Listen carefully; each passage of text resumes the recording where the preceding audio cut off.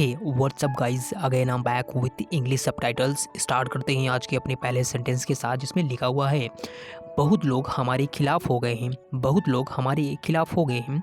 इसके लिए हम सिंपली इंग्लिश में कह सकते हैं many people have turned against us. Many people have turned against us. इसका मतलब बहुत लोग हमारे खिलाफ हो गए हैं। चलिए अब मूव करते हैं अपने नए सेंटेंस की तरफ।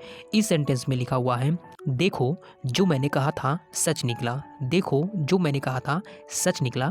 इसके लिए हम इंग्लिश में कह सकते हैं देखो को इंग्लिश में कहेंगे लुक। जो मैंने कहा था सच निकला। What I said turned out to be true. एक बार फिर से ध्यान से देखिए आप।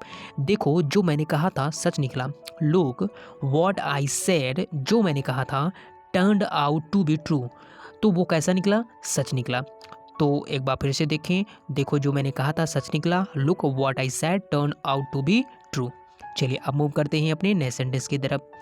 इस सेंटेंस में लिखा हुआ है मेरा अंदाज़ा गलत निकला। मेरा अंदाज़ा गलत निकला। इसके लिए हम इंग्लिश में कह सकते हैं माई गेस। अंदाजे को इंग्लिश में गेस कहते हैं, तो यहाँ पे हम लिख सकते हैं my guess turned out to be wrong. वहाँ भी टर्न्ड आउट था, यहाँ भी टर्न आउट है।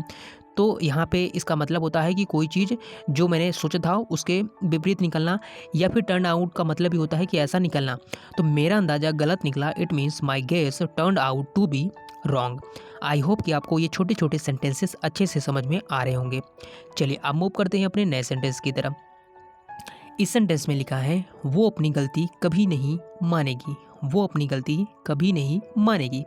इसके लिए हम कह सकते हैं she will never admit her fault. She will never admit her fault. तो यहाँ पे आप देख पा रहे होंगे बहुत सिंपल तरीके से लिखा हुआ है वो अपनी गलती कभी नहीं मानेगी। It means she will never admit her fault. She will never admit her fault. Okay, now move on to next sentence. इस सेंटेंस में लिखा हुआ है अगर तुम्हें कुछ हो जाता तो। अगर तुम्हें कुछ हो जाता तो। इसके लिए हम इंग्लिश में कह सकते हैं what if something had happen to you. What if something had happen to you. अगर तुम्हें कुछ हो जाता तो। वॉट इफ़ समथिंग, तो इसका मतलब होता है कि वॉट इफ़ समथिंग क्या होता, हैड हैपन टू यू, यदि तुम्हें कुछ हो जाता तो। तो अगर तुम्हें कुछ हो जाता तो what if something had happen to you. उम्मीद करता हूँ ये सेंटेंस आपको समझ में आ रहे होंगे। चलिए अब मूव करते हैं नेक्स्ट सेंटेंस की तरफ। इस सेंटेंस में लिखा हुआ है मैं अपनी गलतियाँ सुधारना चाहती हूँ। मैं अपनी गलतियाँ सुधारना चाहती हूँ। तो इसके लिए हम सिंपली कह सकते हैं I want to rectify my mistakes. ये सेंटेंस आप देख पा रहे होंगे प्रेजेंट में लिखा हुआ है, जो कि सिंपल शो कर रहा है।